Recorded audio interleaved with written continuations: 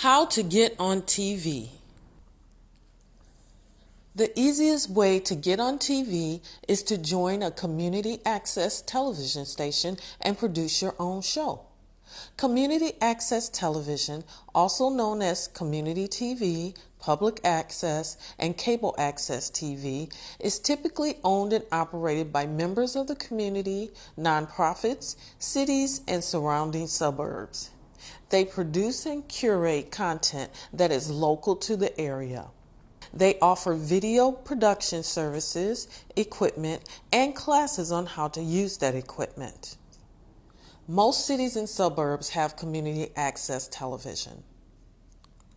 To get on TV, all you have to do is locate your local community access station, visit their website, register and pay a fee to join, get some training to learn how to use and operate their equipment, produce a nonprofit show, and turn the content over to the station to air on local television.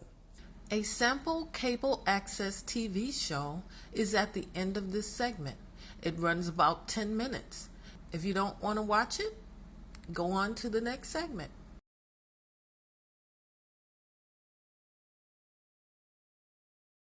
Another easy way to get on TV is to register yourself as background talent at one of these sites.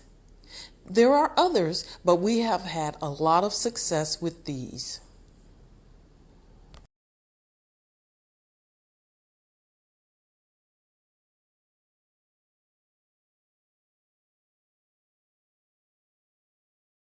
Another way to get on television is to get an agent.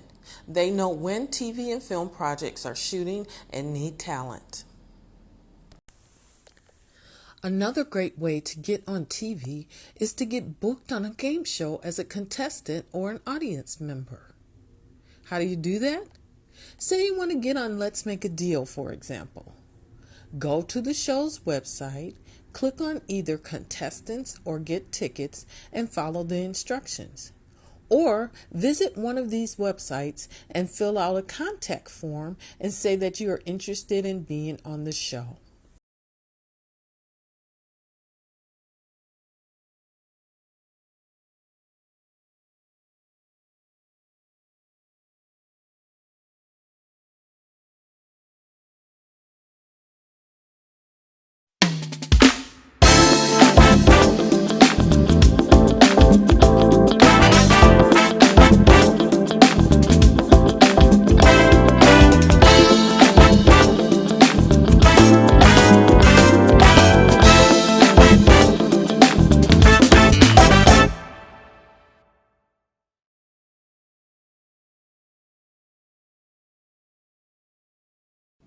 Hi, I'm your host, Valerie Rose, and this is our special edition of Jazzmopolitan, our rooftop issue. After a whole year of dealing with the pandemic and staring at four walls, people are ready. With the vaccinated populace on the rise and mask restrictions lifted, many people are seeking fun in the outdoors and a breath of fresh air. Today's show is all about smooth jazz crash. First, we're going to walk up on a Los Angeles rooftop jam session. Then we'll pop in on a rooftop soiree.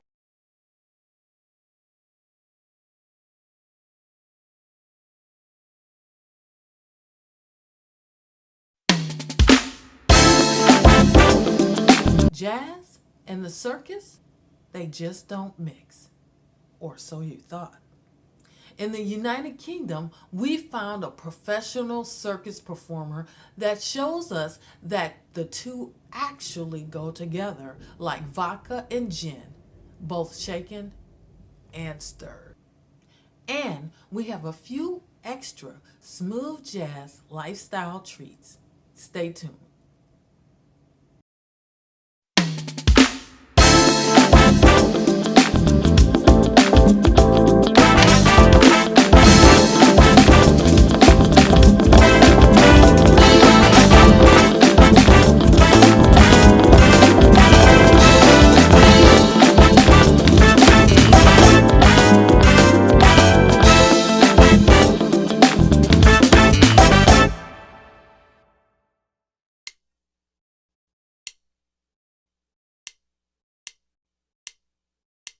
What could be better than a rooftop soiree in Lisbon, Portugal?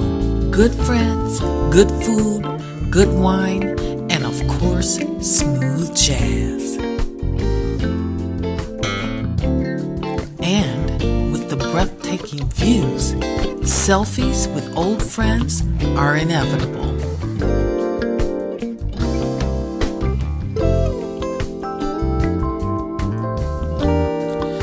And if you're lucky, you might even meet a new friend.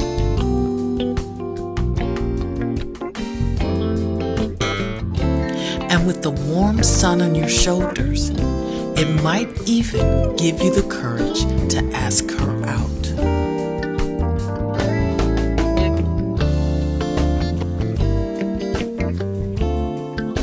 And with the right wine, you might even want to get your groove on.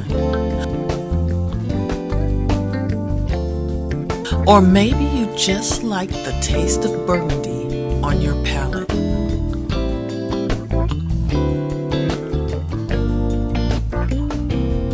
I think she likes him too. Romance is always in the air at rooftop soirees.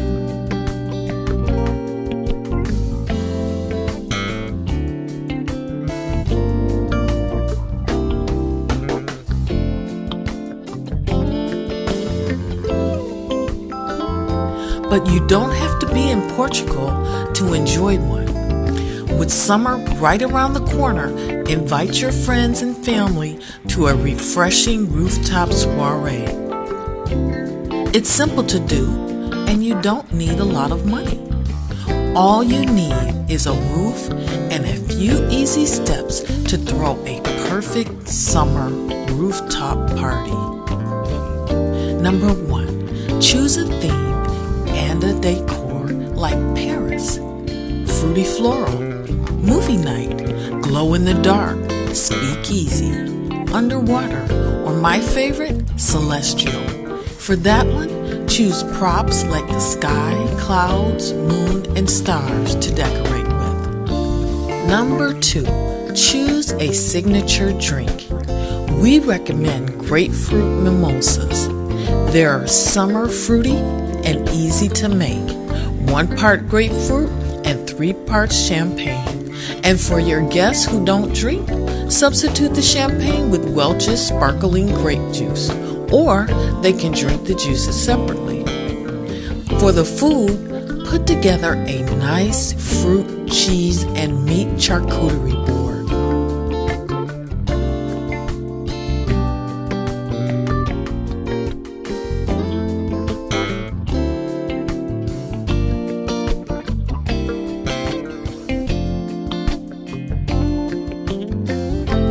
They're fun to make, and they look and taste amazing.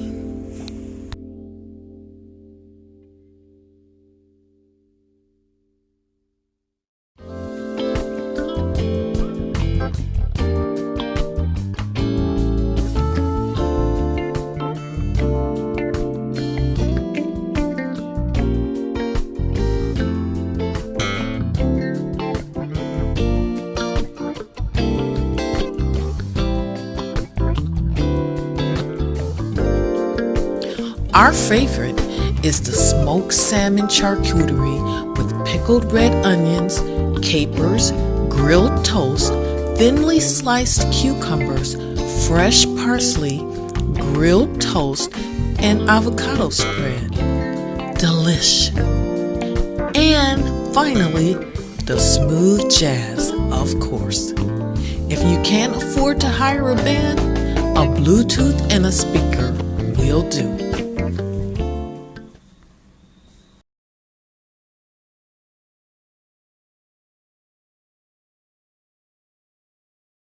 What are your thoughts on the transitional music that people like Herbie and Pharaoh and Norman Connors are getting into now? Well, I'm not so sure that's transitional. I consider that reactionary music, and I don't mean it in a negative sense either. I mean, I think it's nostalgic in the sense that everybody's into the oldies but the goodies, you know. I mean, everybody wants to look back. to Bonnie and Clyde, to the 20s, to that syndrome. And why? I think everybody's nostalgic, or at least the culture's nostalgic, because it was at that time that Negroes were most oppressed, that black people had fewer rights.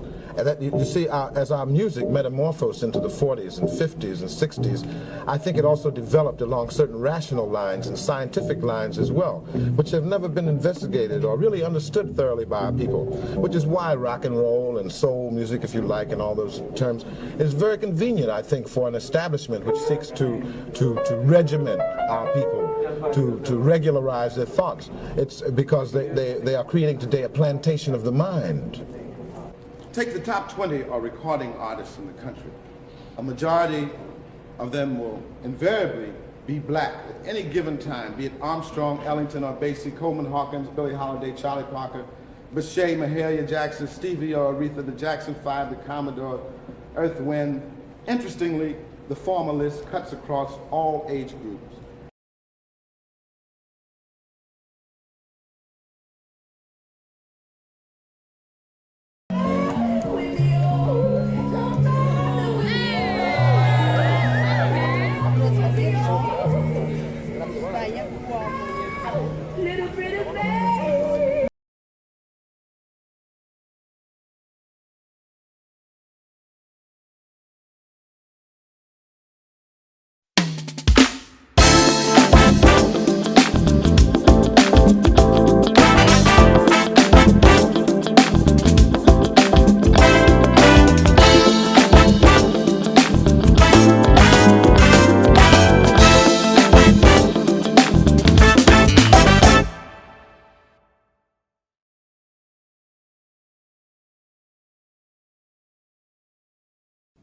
Hi, I'm your host, Valerie Rose, and this is our special edition of Jazzmopolitan, our rooftop issue.